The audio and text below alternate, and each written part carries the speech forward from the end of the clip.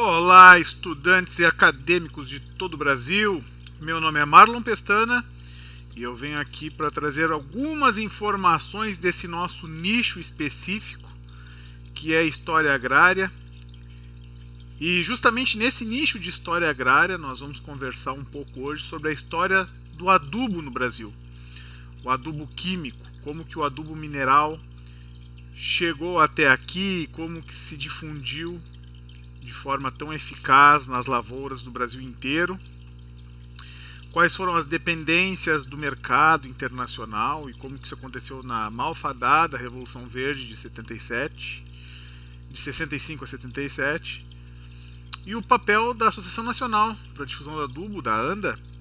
Mas vamos dar uma olhada assim, com base documental, nos documentos históricos, naquilo que nós temos de registro das fontes históricas, como que aconteceu essa virada tecnológica do fertilizante artificial nas nossas lavouras. Eu trabalho no curso de Agroecologia e Educação do Campo da FURG, particularmente com essa especificidade da extensão rural, mais específico ainda com terras pretas, com as terras pretas originárias dos povos originários, são os sítios arqueológicos, que formaram os grandes horizontes pedológicos, os mais importantes horizontes férteis no Brasil. Inclusive, essa é uma ideia que ainda é fecunda na nossa mente. A agroecologia é o maior patrimônio do Brasil, uma herança cultural, material e imaterial dos povos originários. A agroecologia ela surge pipocando no Brasil inteiro como uma manifestação da domesticação de plantas. A gente acabou de ver o cupuaçu. O cupuaçu foi identificado como uma domesticação ali de 5 mil anos antes do presente. Então o Brasil todo um grande jardim antrópico, pré-colonial, um grande jardim humano, construído por mãos humanas, mãos indígenas, mãos latino-americanas. E hoje nós somos uma das reservas maiores de biomassa e de alimentos, de frutas, enfim.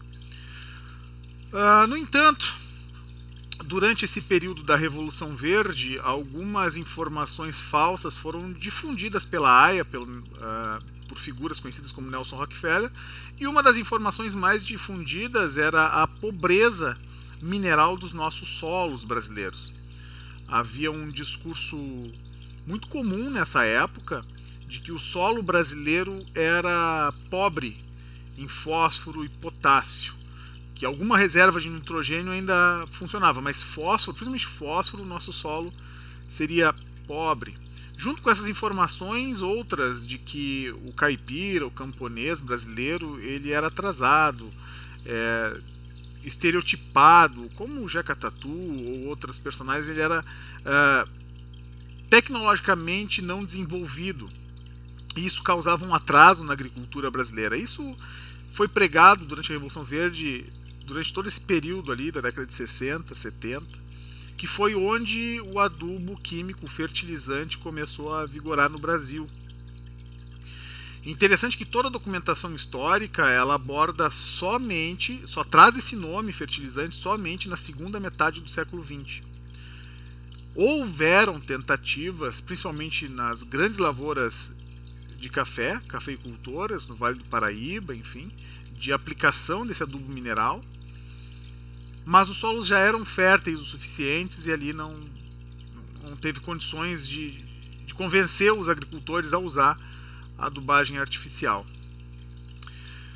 Bom, a Revolução Verde, a extensão rural no Brasil, ela sofreu um papel muito forte da indústria química, agroquímica, entre 63 e 83. Eu escolhi justamente esse recorte temporal, 1963 a 83, porque ele aborda desde um ano das vésperas do golpe militar contra o Jango até a publicação da obra magna do Paulo Freire, Comunicação ou Extensão, que para nós da extensão rural é um dos marcos mais importantes na extensão rural do Brasil. E todo o trabalho do Francisco Caporal, Costa Beber, mas principalmente eu peguei essa data por causa da publicação Comunicação e Extensão, publicada por Paulo Freire em 83. Bom, algumas perspectivas a gente tem que entender para poder pensar o conceito em geral, o conceito adubo e fertilizante. Primeiro, é uma granulação, ele é produzido de forma industrial, então muitas pessoas chamam ele de químico ou mineral. Então, adubo no sentido geral de nutrição, de fitonutrição, ou da nutrição da planta, ele é mineral.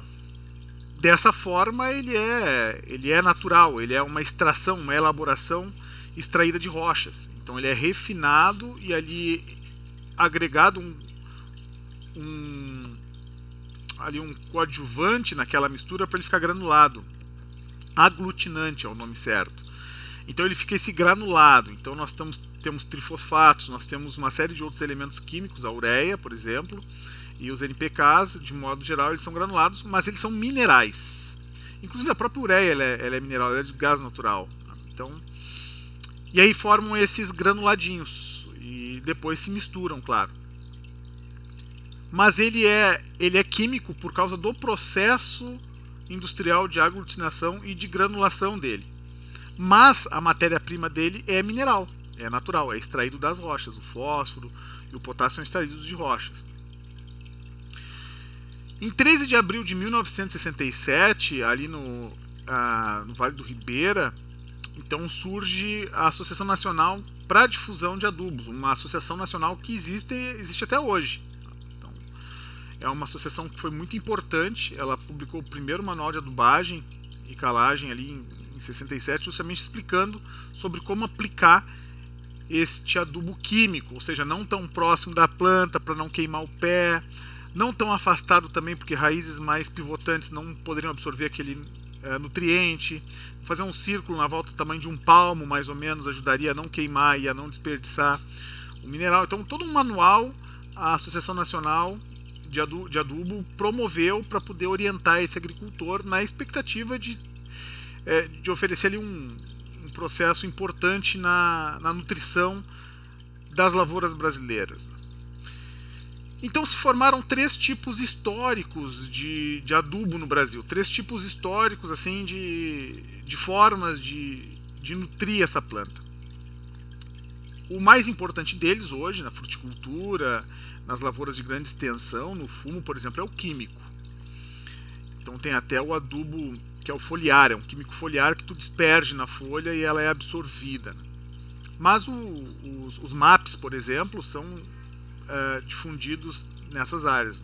Muito caro, muito agrodependente.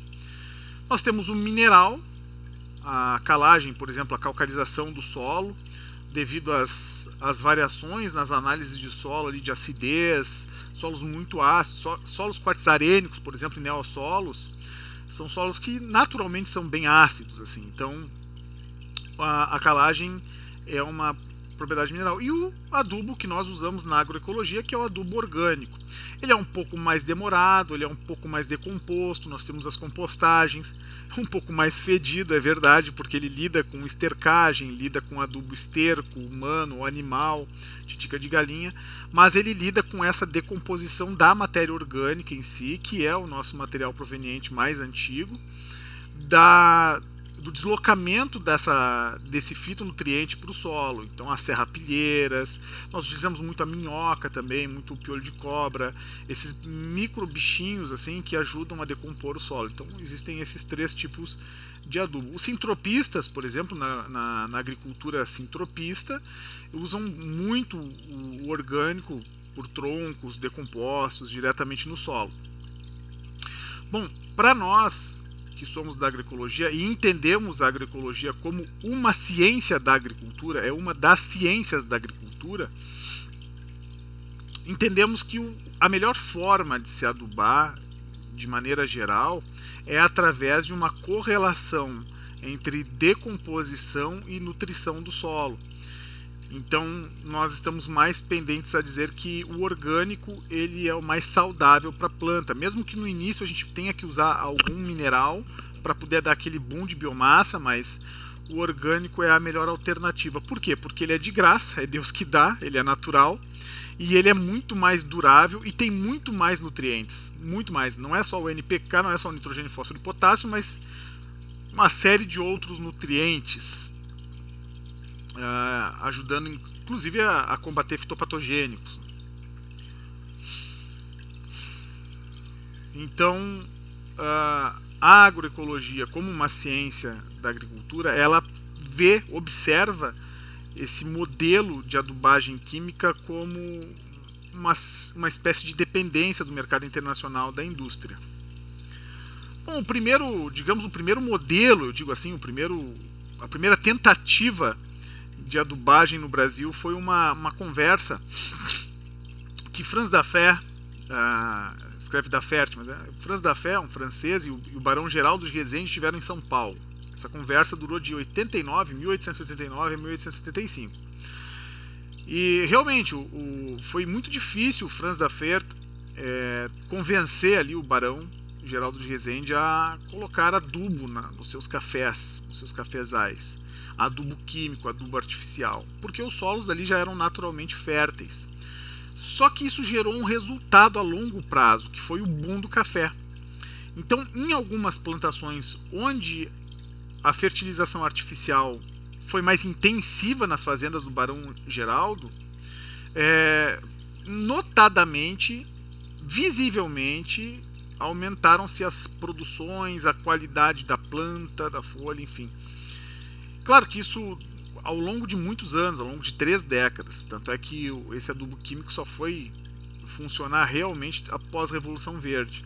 Mas já era visível a influência do impacto da fertilização artificial nas lavouras. Então essa foi a primeira conversa que nós tivemos no Brasil, foi final do século XIX, sobre adubação artificial, sobre adubação química, principalmente mineral, com cal e com alguns fosfatos, com alguns fósforos, alguns nitrogenados, como a ureia, mas deram resultados a longo prazo.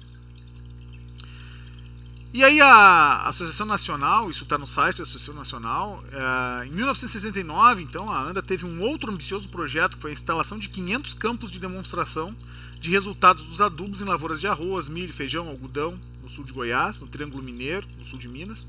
O projeto estendeu-se também para o Mato Grosso.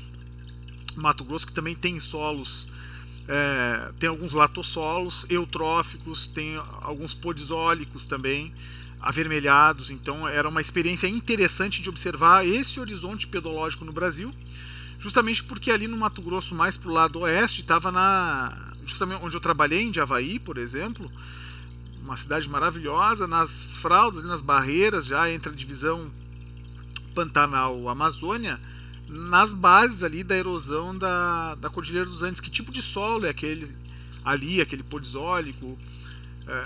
Quais eram o resultado das análises que vinham daquele solo? Em 1975, então, havia 3.000 ensaios e campos de demonstração. A inspiradora e parceria do projeto foi a Organização das Nações Unidas para Alimentação e Agricultura, a FAO, que até hoje fica de olho nos solos, nos horizontes de solo, que há 6 anos comandava o mesmo tipo de ação em 17 países. Isso resultou em 45.000 demonstrações para cerca de 1 milhão de agricultores. Imaginem só vocês, assim, 1 milhão de agricultores tendo acesso e visualizando essa fertilização artificial como um projeto da campanha mundial contra a fome. Se acreditava que os solos, estando sadios, nutridos artificialmente, eles naturalmente forneceriam mais alimento. Então, outra participante do programa foi a Associação Brasileira de Crédito e Assistência Rural, a ABICAR, matéria após, entidade responsável pela extensão rural em todo o país. Então a ANDA entrava com os adubos fornecidos pelas empresas filiadas, o grupo CBA e Itaú como calcário. Então observem, isso está tudo na página ali, a fonte que eu utilizei, está tudo citado ali embaixo. Muito interessante observar o papel da ANDA, porque é um papel super importante, inclusive para a própria extensão rural no Brasil. Porque até aqui se resolveram problemas altamente complicados de solos brasileiros, de nutrição de solos brasileiros, nutrição de plantas, porque a ANDA teve um papel importantíssimo. E ela é uma associação nacional, então ela é do governo, ela é uma estatal. Bom, Nós temos então ali, para vocês terem uma ideia, historicamente o que mais deu resultado e até hoje dá resultado são os conhecidos NPKs, que são, na verdade, são nitrogênio, fósforo e potássio, na quantidade de 10 grãos para 10 para 10, separadamente são produzidos e depois são misturados nessa mesma proporção, 10, 10, 10.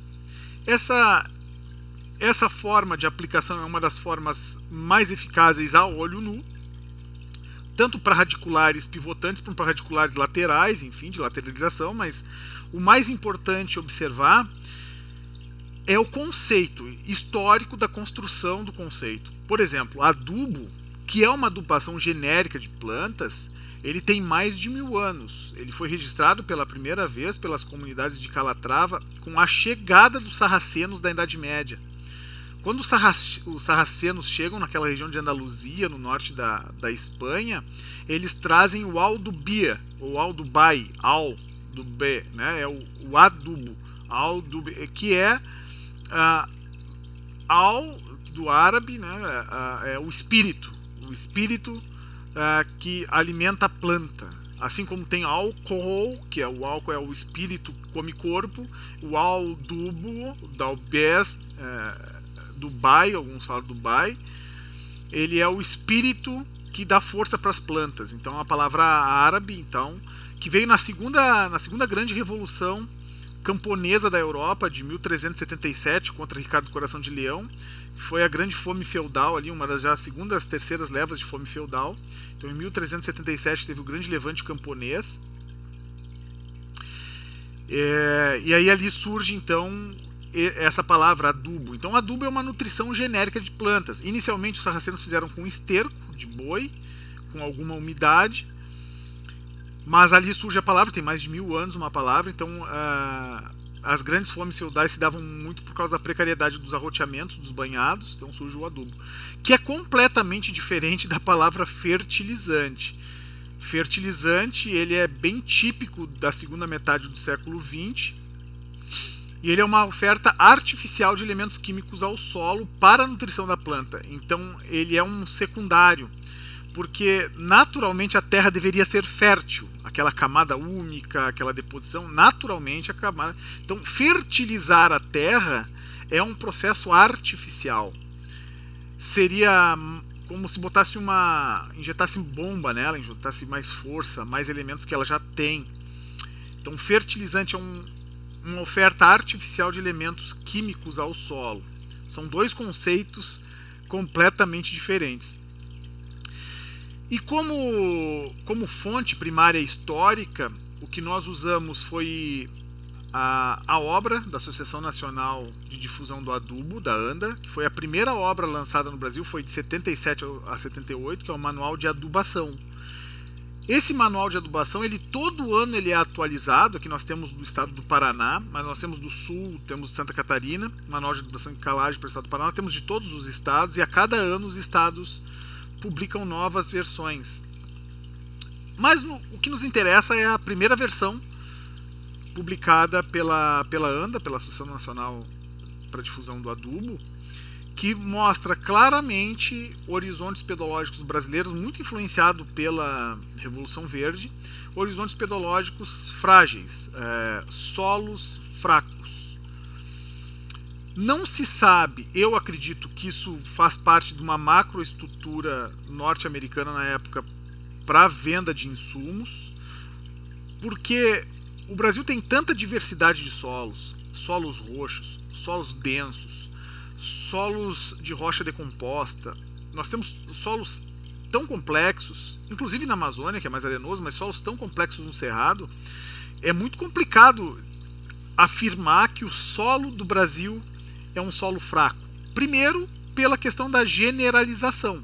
Só no Rio Grande do Sul nós temos mais de 8 tipos de solo em diferentes áreas, no leito próximos dos antigos meandros dos rios. Imagina, olha os grandes rios que nós temos no Rio Grande do Sul. Então nós temos vários tipos de solo. Na base da serra, na base do litoral, nós temos da Serra de Tapes, da Serra Meridional, solos eutróficos, solos mistos.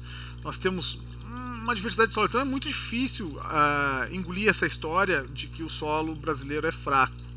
por causa da diversidade de solos.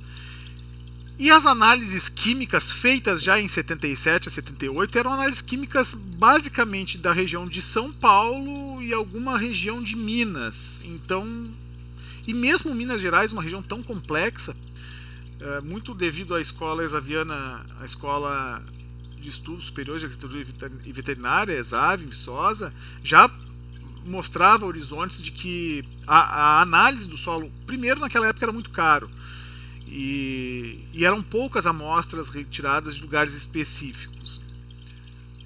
Mas o manual ensinava como aplicar o adubo, onde aplicar, quais as formas de aplicar, quais as áreas de lavoura, e já dando a entender ali que a monocultura ela era, digamos assim, teria mais vantagem na adubação sobre monocultura do que o diverso. Então, bem resultado de uma propaganda da Revolução Verde. Aqui nós temos então ali a mistura dos elementos, do potássio, do fósforo, do nitrogênio, como que eles se misturam ao longo do processo. Então é bem interessante observar que dá para comprar eles isolados, não precisa comprar eles junto, mas eles têm uma eficácia maior se forem aplicados unicamente uma vez por mês na volta das plantas de maneira homogênea. Então, por exemplo, se a gente quer aplicar em gramados, em áreas verdes, é o 10-10-10, mas para frutas e flores, por exemplo, é muito interessante o 4-16-14, que são variações específicas, assim, ou seja, tem menos nitrogênio, tem mais fósforo e um pouquinho menos de potássio, para dar um equilíbrio nos nutrientes. Então, aqui dá para ver bem o granulado, como que esses granulados funcionam, como que eles ocorrem entre si.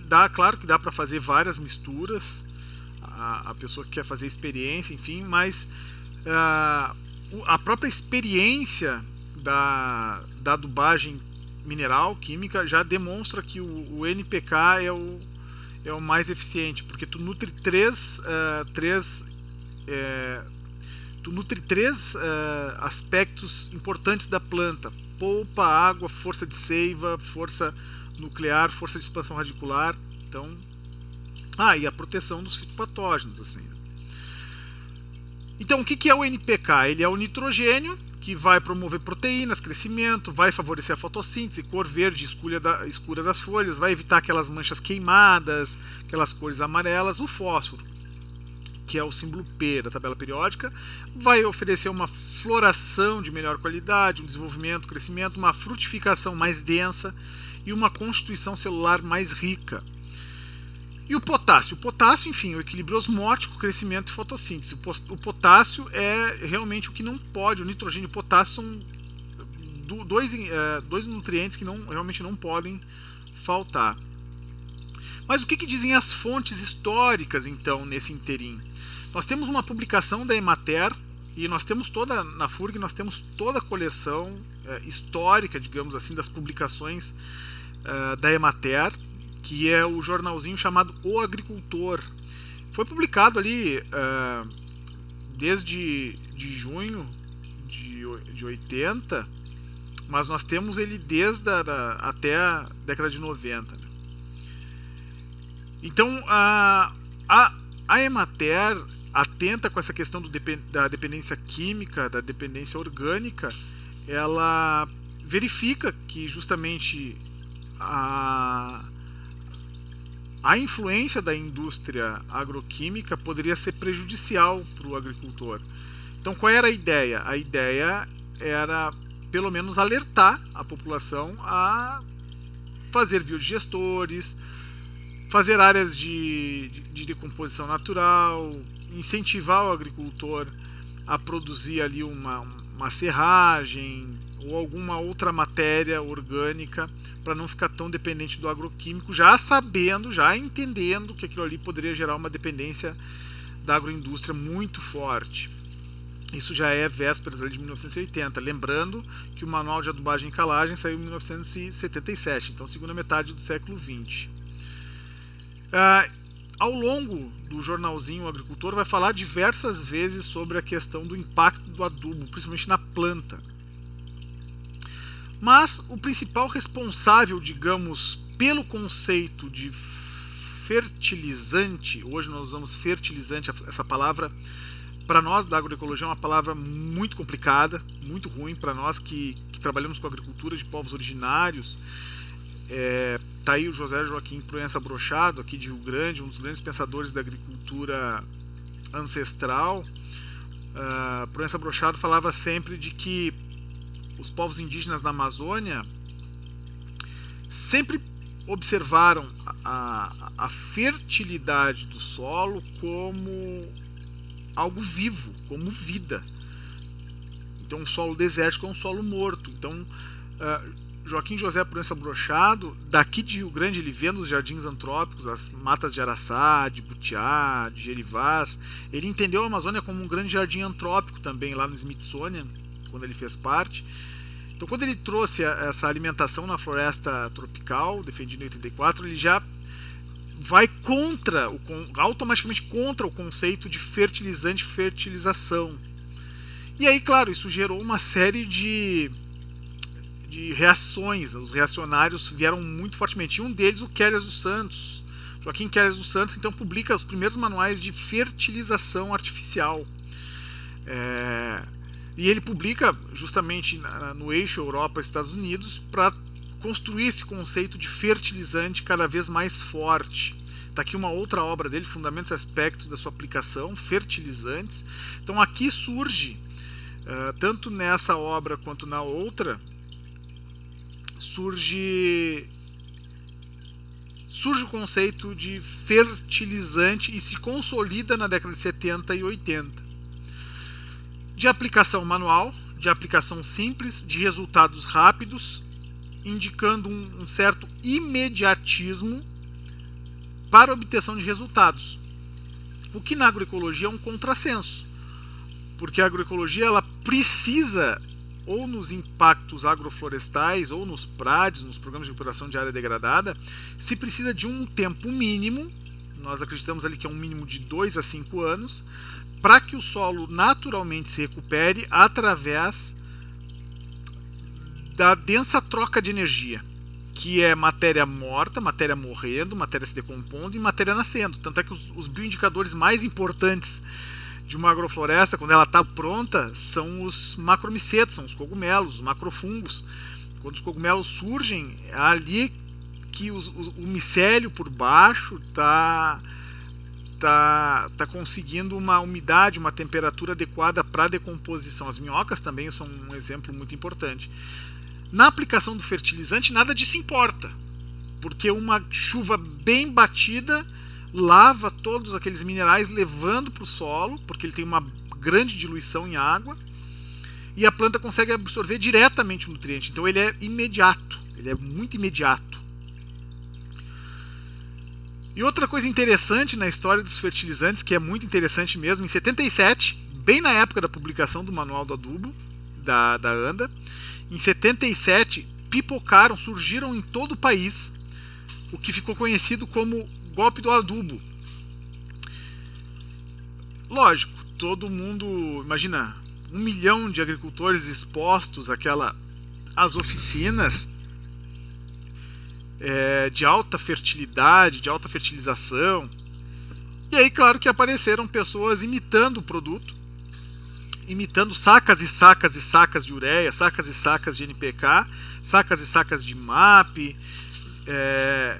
imitando, fazendo granulados, às vezes até de cerâmica, fazendo granuladinhos de brinquedo, não era? Para Boris. E aí vendiam isso. Altos funcionários do Banco do Brasil indiciados em Erechim. Mas não foi só em Erechim, teve em Passo Fundo, nós tivemos em Bento Gonçalves, tivemos em Uruguaiana, tivemos aqui em Rio Grande golpes do adubo, no Povo Novo principalmente, e nós tivemos golpe do adubo espalhados em todo o Brasil. É 0 hora, uma quinta-feira de 11/8 de 1977, o golpe do adubo. Foi logo no mesmo ano da publicação do Manual do Adubo. Inclusive pessoas fazendo financiamento para um adubo que era falso, que era fake. Bom, o impacto O impacto do fertilizante químico na planta, no ciclo da planta. Nós temos ali o bulbo, a semente, o transplante. Nós temos todo um impacto, tanto de auxílio, mas é um impacto que não respeita o ciclo natural da planta. Então, o fertilizante químico no solo, ele é muito mais rápido do que esperar, por exemplo, uma serrapilheira decompor ou esperar qualquer outro tipo de ação natural. Por isso que ele é tão querido dos agricultores do latifúndio e da monocultura, porque os fertilizantes, eles têm um alto retorno muito rápido e degradante, né? Por exemplo, quando a pessoa faz academia, musculação e ela toma testosterona artificial, os testículos entendem que não precisam mais produzir, porque ela está recebendo muito testosterona de fora. Então as gônadas diminuem de tamanho e param de produzir testosterona. O solo, mais ou menos a mesma coisa, assim, tipo, como ele está recebendo uma intensidade muito grande de nutrientes, aquilo que naturalmente liberaria o nitrogênio, por exemplo, as plantas que seguram o nitrogênio não seguram mais. Bom, historicamente isso tem um impacto no empobrecimento dos solos, é claro. Então nós temos solos lixivificados ao longo do vossorocas surgindo no Brasil inteiro. Quem circula muito pelo Mato Grosso, como eu, principalmente ali de Araputanga, Indiavaí, Ponte de Lacerda, ou que atravessa, por exemplo, vai até Sinop, atravessa Telespires, claramente observa as vossorocas. Tu passa por qualquer serrinha, já tem vossoroca aparecendo. Isso é um enfraquecimento do solo. Claro, tem o desmate também, mas não tanto por causa dos macronutrientes. Na verdade, os minerais principais não estão sendo mais produzidos pelas plantas, sendo liberados. Isso causa empobrecimento do solo. Bom, vamos falar sobre um queridinho também ali da monocultura, um queridinho da produção fruticultora, que é o superfosfato triplo, o TSP. O TSP, historicamente, ele algumas vezes deu errado, porque botaram no superfosfato simples algumas características que é do triplo, 3 vezes mais potente. Então ele tem uma vantagem, que ele é uma descoberta brasileira, né? Vamos dar uma olhada vamos dar uma lida aqui no que diz o jornal. A importância, ressalta do fato dos Estados Unidos, né? Partindo zinco de 3 a 5%. Explora do mundo, a projeção mundial de uma descoberta brasileira no terreno da metalurgia do zinco. Primeira fábrica nacional de superfosfato triplo no Brasil. Então, o capital da sociedade piloto é de 5 milhões de cruzeiros, estando previsto, porém, o seu aumento para 300 a 400 milhões. Então, primeiro porque ele consegue canalizar zinco de uma maneira muito interessante para a lavoura. Então, o superfosfato triplo, ele é um excelente nutriente, porque ele fornece algo que a planta não tem de onde tirar naturalmente. Bom, outra coisa interessante, minha avó usava muito, é a ureia granulada. E isso é sempre uma dúvida que surge nos estudantes de extensão rural na FURG, que a FURG, para quem não conhece, é a Universidade Federal do Rio Grande. Na disciplina de extensão rural é sobre a questão da ureia. Então ela é uma bolinha branca, parece um plástico, assim, é uma bolinha branca, muito, muito sensível ao toque. E isso é uma experiência que a gente faz com os estudantes de extensão rural, que é levar o adubo químico até a sala de aula para eles manusearem, pegarem, para eles observarem como é que funciona, assim, como é que se maneja o adubo químico. E a ureia é um dos mais impressionantes, porque ela é extraída do gás natural. E o gás é minério, tá? Então é uma mineração de gás natural. Então eles trazem do gás, assim, né? Então ela é extraída do gás e ela foi um dos primeiros nitrogenados. Eu até levei na aula de extensão rural um livrinho falando sobre os nitrogenados, né? A história do nitrogenado no Brasil. Isso vai resultar, como vocês vão ver no slide, na grande indústria de fertilizantes aqui na cidade de Rio Grande, né? Todo porto. Nós temos várias e várias indústrias de fertilizante no Porto de Rio Grande aqui, que é o que eu vou chegar lá com a nossa aula. Então a ureia, ela granulada, ela é um nitrogenado excelente absorção, muito melhor que os NPKs, por exemplo. Ela é extremamente solúvel, então a absorção no solo dela, principalmente nos solos quartzarênicos aqui do litoral gaúcho, ela dissolve na areia com chuva e sol, então ela é muito absorvida, rapidamente absorvida, e é esse grãozinho. Então é na extensão rural, o extensionista é uma das coisas que o extensionista mais usa para resolver alguns problemas com urgência, mas sempre tendo consciência, utilizando-se de um consumo consciente para não abusar desse recurso, sabendo que não há nada melhor do que o natural. E para provar isso, nós temos ali o Jornaleco da APA Verde, de 1981, já rivalizando e antagonizando com todas essas publicações aí em favor ao adubo químico. Nesse jornaleco, ele traz um discurso, inclusive da Agapan, do José Lutzenberger, aqui no Rio Grande do Sul, na nossa Sala Verde, na FURG, fundada pela inesquecível professora Judite Cortesão, que foi uma das construtoras do pensamento agroecológico no Rio Grande do Sul. A Judite Cortesão, então, juntamente com a Agapan, com o José Lutzenberger, conseguem, naquela época já, entender o adubo químico como um rival, como um antagônico. Por quê? Apesar dele ser natural, mineral extraído de rochas, tanto é que muita gente chama de adubo mineral, para não confundir com agroquímico, ele causa uma dependência emocional, uma dependência psíquica no agricultor.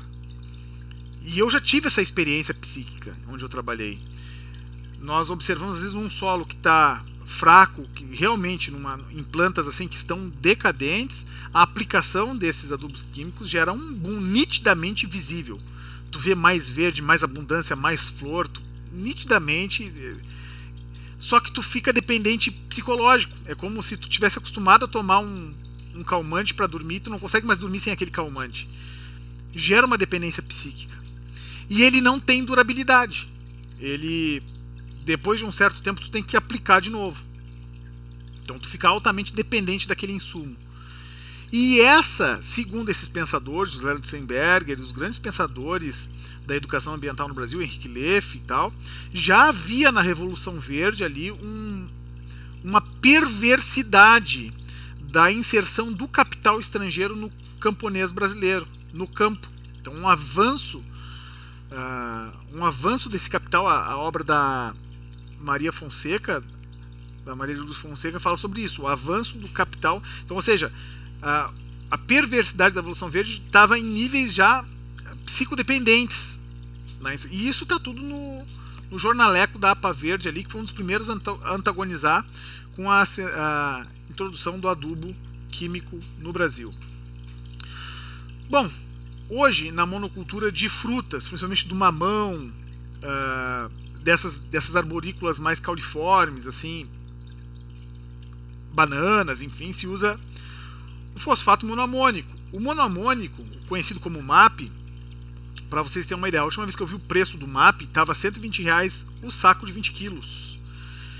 Então, claro, é um preço que dá para adquirir, só que tu tem que aplicar muito MAP para ter uma rentabilidade visível, assim, né?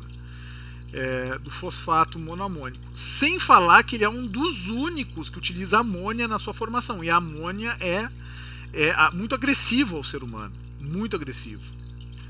Mas é um dos mais utilizados. Então, ou seja, ali demonstra uma escalada na dependência psíquica do agricultor. Ou seja, quando os seus adubos químicos já não estavam mais dando aquele mesmo resultado, ele busca então algo mais potente, assim, como se fosse realmente uma droga psíquica para ele reverter. E aí o MAP entra como uma das soluções. Bom, nós temos ali o Sul Rural, que é um dos livros mais importantes aqui do Rio Grande do Sul, que para a gente entender a história agrária gaúcha, ele é básico, é fundamental, é uma das fontes mais importantes que nós temos, é o Sul Rural. Tá? Ele teve vigente desde a década de 60, 70, 80, 90. Recentemente, claro, ele passou a ser digital, mas o Sul Rural é importantíssimo. O Sul Rural ele traz um discurso mais agropecuarista, mas mesmo na pecuária ele já traz uma visão bastante conservadora dos anabolizantes para o gado, das vitaminas, dos pesticidas, dos herbicidas, uma visão bem conservadora, uma visão bem realista. Então traz a opinião de vários colunistas no sul rural, uns pró, outros contra, mas que ajuda bastante a compreender que esse movimento da Revolução Verde ele não se deu só com adubos químicos. Porque na mesma época que adubos químicos estavam sendo enfiados goela abaixo do camponês brasileiro, também estavam sendo enfiados goela abaixo anabolizantes para gado, anabolizantes para frango, nutrientes artificiais para ovelha, porco e uma série de outros produtos. Então, como que a gente pode perceber essa indústria química? Primeiro, ela é extrativista, mineral, ela fornece matérias-primas básicas para o processo. Então vem de rocha fosfática, vem de enxofre, gás natural e rocha potássica, que é o que faz o NPK e a ureia. Depois passa por um processo de produtos químicos inorgânicos, uma indústria inorgânica, ou seja, produção de matéria-prima intermediária, como ácido sulfúrico, ácido fosfórico e amônica anidra, justamente para transformar aquela espécie em aplicabilidade. Nós temos uma indústria de fertilizantes mistos e granulados complexos, que são os NPKs, geralmente misturadoras, podendo fabricar misturas de grânulos. Então aí, nos grânulos, nós já temos uma infusão enorme de aglutinadores artificiais para formar aqueles grânulos. Isso já vem da indústria química, né, como a amônia nídrica. A indústria de fertilizantes simples, aí nós temos a fabricação de fertilizantes simples, como os nitrogenados, fosfatados, superfosfato triplo, TSP, que vai retroalimentar a indústria extrativa mineral. E isso resulta no grande complexo de fertilizantes industriais da cidade de Rio Grande. Então nós temos muitas indústrias de fertilizante. Eu lembro quando eu era pequeno, tinha uma indústria que se chamava Adubos CRA, adubando dá.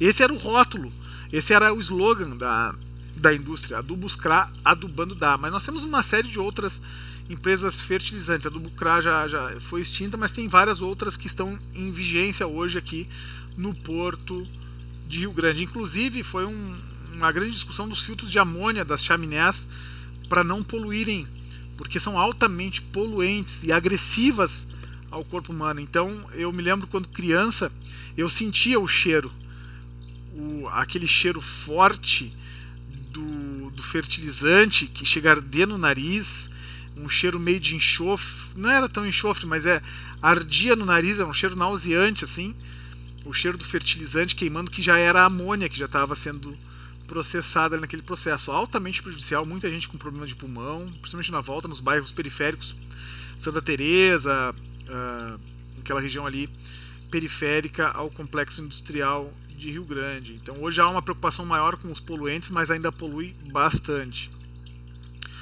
Bom, no ciclo da adubação, então nós temos como extensionistas rurais que identificar qual é a deficiência da planta, às vezes pela cor da folha.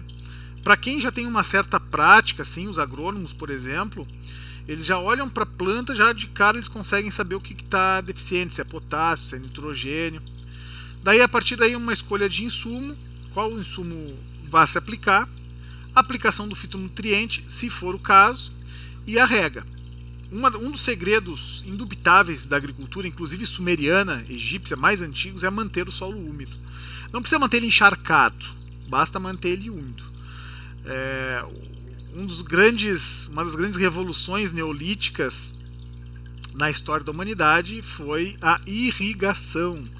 A irrigação, os grandes canais de irrigação, tanto os romanos quanto os suméricos, mostravam que manter a terra úmida era o grande segredo ali do processo nutritivo da planta. Então não adianta ter uma adubagem química se não tiver uma irrigação adequada. Tu pode ter os melhores fertilizantes se não tiver um sistema de irrigação adequado, a planta não vai se nutrir adequadamente. Para isso eu sugiro para vocês, claro, faço uma sugestão de um filme, tem na Netflix, eu acredito, que é O Menino que Descobriu o Vento. É um filme sobre a educação do campo, um jovem que vai estudar na escola, um jovem africano, vai estudar na escola e descobre que com uma bicicleta dá para fazer um catavento, com aquele catavento uma bomba para tirar a água do solo e irrigar. É um filme clássico da educação do campo sobre o processo de extensão rural entre as escolas africanas. O Menino que Descobriu o Vento. Vale muito a pena conferir. Bom, então aqui nós pregamos os principais tipos de fertilizantes, está na Propec, no site da Propec, está ali a fonte, basta vocês pesquisarem, que são daí os recursos naturais, é gás natural, rocha fosfática, enxofre e minerais potássicos. Aqui no lado extremo esquerdo de vocês, extremo direito, dá para ver os recursos, né? E minerais, nós temos a amônia. Da amônia a gente consegue extrair o ácido nítrico, o fosfórico e o sulfúrico. Bom, aí nós temos os produtos intermediários. Nós temos o nitrato de amônio, nitrocálcio e produz a ureia. Depois destes dá para fazer um fosfato de monoamônio, que é o próprio MAP, o fosfato de diamônio, o DAP, o superfosfato triplo, TSP, o superfosfato simples, que se usa, mas nem tanto, SSP, porque o preço é quase o mesmo, e o cloreto de potássio. Então nós temos granulados e misturas de formulações e no final nós temos ali os NPKs, os MAPs, os TSPs, a ureia, que são os utilizados hoje em dia.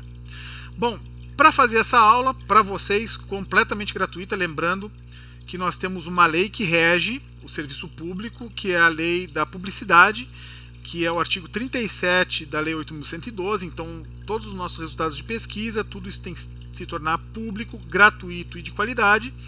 E eu agradeço muito vocês terem assistido até aqui, informando que as bibliografias básicas, ou seja, o método científico e toda a análise que nós utilizamos está aí na bibliografia, que é o Vitor Dias, Fertilizantes, uma visão global sintética, Harold Ritz, Fertilizantes e o uso eficiente, o Fábio da Silva, Manual de Análises Químicas de Solos, o Soares Rodrigues, Nutrição Vegetal, Ana Lúcia Borges, Fertilizantes para a Fertirrigação, e a Maiara Oliveira e o Guilherme Augusto, Mercado de Fertilizantes, Dependência de Importações do Brasil. Eu gostaria de agradecer muito a vocês que estiveram comigo até aqui. Espero que isso tenha ajudado a construir o conceito histórico de adubo químico, de fertilizante na cabeça de vocês, que não é algo natural, que é algo industrial e que causa uma dependência, inclusive psíquica, muito forte no camponês brasileiro, e que a transição agroecológica seria uma alternativa. Isso como ciência da agricultura para promover então uma melhora na qualidade e nutrição do solo e na recuperação de áreas degradadas, na recuperação da própria rentabilidade e autoestima do produtor camponês no Brasil hoje. Meu nome é Marlon Pestana, professor de Extensão Rural na FURG. Eu me despeço por aqui. Muito obrigado e até a próxima.